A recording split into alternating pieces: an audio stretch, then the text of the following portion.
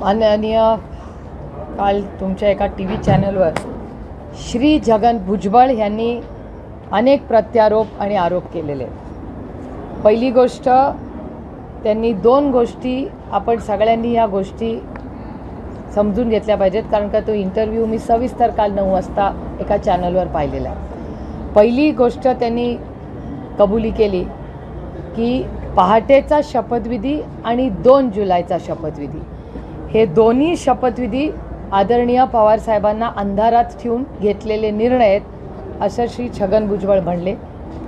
ते या बाबतीत जे स्पष्टीकरण त्यांनी दिलेलं आहे की पहाटेचा शपथविधी आणि 2 जुलैचा शपथविधी ह्या दोन्ही गोष्टी आदरणीय पवार साहेबांना न सांगता केलेल्या आहेत. त्याच्यामुळे अनेक वेळा ह्याच्याबद्दल तुमच्या मनामध्ये किंवा समाजामध्ये चर्चा होते.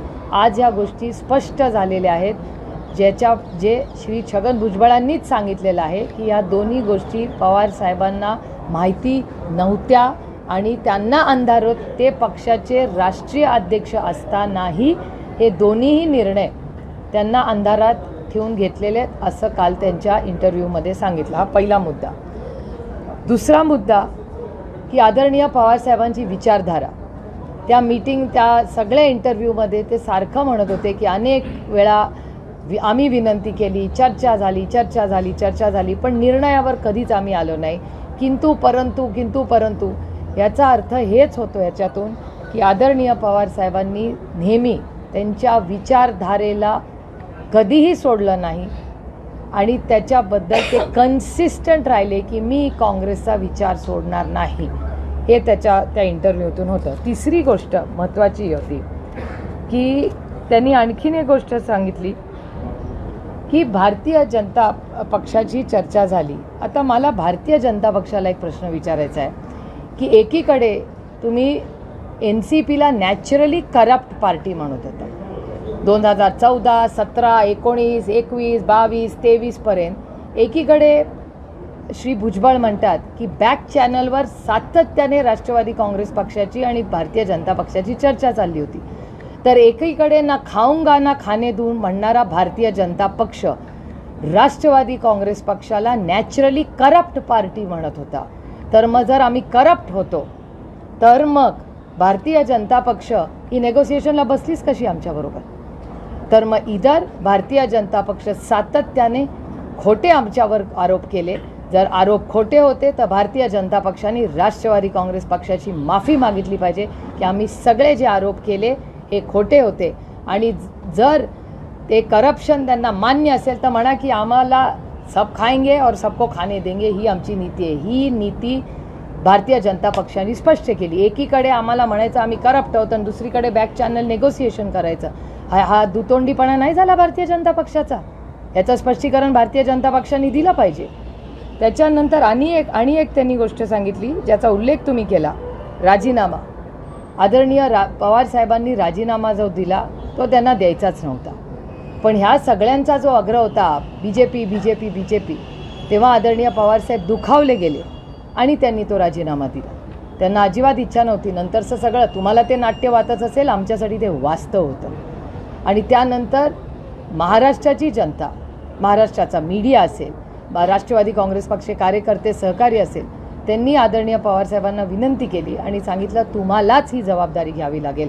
आणि त्यातून आणखीन एक मुद्दा स्पष्ट झाला. तिथेच त्याच व्यासपीठावर श्री छगन भुजबळ असं म्हणाले की कमिटी काही चालणार नाही, तुम्हालाच ही जबाबदारी घ्यावी लागेल. त्यांनीच आदरणीय पवारसाहेबांना आग्रह केला की तुम्हीच अध्यक्ष राहायला पाहिजे. आता ह्याच्यात आणखीन एक कॉन्ट्रडिक्शन येतं. ह्याच्यात आणखीन एक त्यांच्यामधला विरोधाभास असा दिसतो की एकीकडे ते म्हणतात पवारसाहेबांनीच आम्हाला हा रिश्ता दाखवला, एका बाजूला म्हणतात नेगोसिएशन करतात, दुसरीकडे असं ते म्हणतात की ते तानाशाही आहे आणि ते खूप डॉमिनेटिंग होते. आता मला विचार सांगा, यांचं कॉन्ट्रडिक्शन बघा कसं आहे यांच्या सगळ्या या इंटरव्ह्यूमध्ये आणि त्यांच्या विचारधारेमध्ये. कॉन्ट्रडिक्शन असं आहे की आदरणीय पवारसाहेबांनी त्यांनी कमिटी केली होती, तेव्हा कमिटीने निर्णय घ्यावा की पुढचा अध्यक्ष कोण व्हावा. जर तो माणूस तानाशाही असता तर त्यांनी कमिटी केली असती का? त्यांनी डायरेक्ट आदेश दिला असता की ही व्यक्ती होणार. आणि कमिटीला विरोध कोणी केला?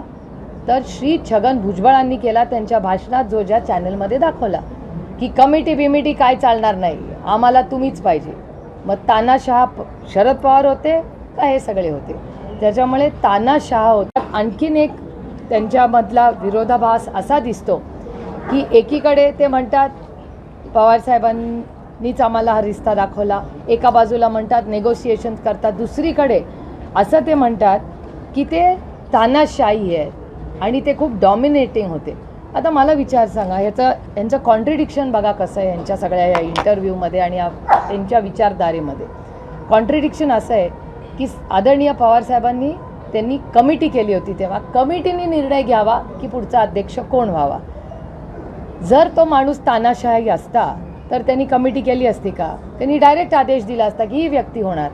आणि कमिटीला विरोध कोणी केला तर श्री छगन भुजबळांनी केला. त्यांच्या भाषणात जो ज्या चॅनलमध्ये दाखवला की कमिटी बिमिटी काय चालणार नाही, आम्हाला तुम्हीच पाहिजे. मग तानाशहा शरद पवार होते का हे सगळे होते? त्याच्यामुळे तानाशहा होते, पक्ष ते त्यांच्या पद्धतीने चालवत. त्यांना भारतीय आणि एक खूप महत्त्वाची गोष्ट, त्यांनी 4 वेळा, मी मोजलेली आहे म्हणून सांगते, 4 वेळा ते त्यांच्या इंटरव्ह्यूमध्ये असं म्हणाले की जेव्हा जेव्हा आम्ही साहेबांना भेटलो तेव्हा साहेब आम्हाला म्हणायचे मी येणार नाही, तुम्हाला जायचं असेल तर तुम्ही जाऊ शकता पण मी येणार नाही. पुन्हा पुन्हा तुम्ही तो इंटरव्ह्यू बघू शकता. सातत्याने पवारसाहेब म्हणलेत की मी भारतीय जनता पक्षावर जाणार नाही, तुम्हाला जायचं असेल तर तुम्ही जाऊ शकता. हा ह्या सगळ्या स्टोरीचा बॅकग्राऊंड. त्याच्यामुळे संक्षेपमध्ये सांगते पुन्हा, इन शॉर्ट टू की पहाटेचा शपथविधी आणि 2 जुलैचा शपथविधी ह्या दोन्ही गोष्टी आदरणीय पवारसाहेबांना माहिती नव्हत्या. त्यांना अंधारात ठेवून हे निर्णय घेतले. हे कालच्या इंटरव्ह्यूमध्ये स्पष्ट झालं. पवारसाहेब त्यांच्या आयडिओलॉजीशी पूर्ण निष्ठेने गेले 60 वर्ष वागले, ते इस्टॅब्लिश झालेलं आहे. त्याच्यानंतर भारतीय जनता पक्ष जे सातत्याने नॅचरल करप्ट पार्टी NCPला म्हणत होती, ती बॅक चॅनलनी सारखी राष्ट्रवादीशी बोलत होती. राजीनामा देताना आदरणीय पवारसाहेबांनी सांगितलं की मी तुमच्याबरोबर येणार नाही, तुम्हाला जायचं असेल तर तुम्ही जाऊ शकता. त्याच्यानंतर शेवटचा मुद्दा जो तुम्ही विचारला की मला अध्यक्ष करणार होते का, हा प्रस्ताव होता का? हा प्रस्ताव होता. पण मला स्वतःला तो एवढ्यासाठीच अस्वस्थ करणारा होता कारण का त्याच्यात 3 गोष्टी होणार होत्या. एक तर आदरणीय पवारसाहेबांची कधीही इच्छा नव्हती भारतीय जनता पक्षावर जायची आणि म्हणून ते त्यांच्या भाषणात आलेलं आहे भुजबळ साहेबांच्या की ते सातत्याने म्हणायचे तुम्हाला जायचं असेल तर तुम्ही जा, मी तुमच्यावर येणार नाही. हे भुजबळ साहेब स्वतः काल बोललेले आहेत. पहिला मुद्दा. दुसरा मुद्दा की आमची जी वैचारिक बैठक आहे ती चव्हाण साहेबांची आणि आदरणीय पवार साहेबांची, ती आमची आयडिओलॉजी आहे, त्याच्यात ते बसणारं नव्हतं, ते मला अस्वस्थ करणार होतं. आणि त्यानंतर मी जर अध्यक्ष झाले असते तर पहिला निर्णय कुठला असता तर तो भारतीय जनता पक्षावर जायचा होता. तो मला करणं अशक्य होतं. मी ना माझी आयडिओलॉजीशी ना माझ्या वडिलांशी कुणाशी कॉम्प्रोमाइज करणं मला अशक्य नव्हतं. I could have not lived with it. कशी राहणार मी त्या स्वतः, ते मला अस्वस्थ करणार होतं. दुसऱ्या बाजूला एका बाजूला सत्ता होती, सगळं होतं, आणि दुसऱ्या बाजूला एका बाजूला संघर्ष होता. मी सत्तेपेक्षा संघर्षाचा मार्ग मी केला आणि त्यांनी मला ही ऑफर दिली होती. काल जे भुजबळ साहेब म्हणले होते खरं आहे, पण माझ्या आयडिओलॉजीशी, माझ्या वडिलांशी, माझ्या तत्वाशी मी पूर्ण ठाम राहिले आणि हाच आहे. आणि तुम्ही बघताय की त्यांचा सगळा इंटरव्ह्यू हा फक्त कॉन्ट्रेडिक्शन्सनी भरलेला होता. म्हणजे मला असं वाटतं की त्यांनी सगळ्यांनी बसून ठरवलं पाहिजे एकदा की हा आग्रह पवारसाहेबांचा होता का त्यांचा होता, हा निर्णय त्यांचा होता का पवारसाहेबांचा होता, पवारसाहेब हुकुमशहा आहेत का नाही. The whole interview is only contradictions. दुसरं एक की त्यांचा प्रस्ताव आपण फेटाळला केवळ भाजपसोबत जायचं नाही म्हणून, बरोबर नाही. प्लीज, काही गोष्टी अशा असतात की त्या इन कॉन्टेक्स्ट सांगायच्या असतात. आणि दुसरी एक मी गोष्ट तुम्हाला सांगते, हा खोटं खरा बोलण्याचा नाही, काही वयानंतर आपल्यावर जबाबदाऱ्या असतात. त्यांनी जसं फॅक्च्युअली सगळ्या गोष्टी सांगतात, सगळ्या मीही बोलू शकते, पण आपल्यावर जेव्हा जबाबदाऱ्या असतात, काही गोष्टी असतात, काही गोष्टी इन पर्सन आणि प्रायव्हेट बोललेल्या जातात. त्याच्यात त्या कॉन्व्हर्सेशनमध्ये 2 लोक असतात. त्याच्यामुळे एकाने बाहेर बोलायचं ठरवलं म्हणून दुसऱ्यांनी त्याचं स्पष्टीकरण देणं हा आग्रह नसतो. त्याला प्रगल्भता म्हणतात, त्याला खोटं बोलणं म्हणत नाहीत एकतर. त्याच्यामुळे आणि काही गोष्टी ज्या एकत्र गेल्यात, ह्याचा अर्थ मी काही लपवते तर नाही. मी आणि मला एक सवय आहे जी मी तुम्हाला सांगते की मी रोज एक डायरी लिहिते. आणि ही मला लहान असल्यापासून सवय आहे की दिवसभर ज्या गोष्टी माझ्या आयुष्यात होतात ना त्या मी एका डायरीमध्ये लिहिते.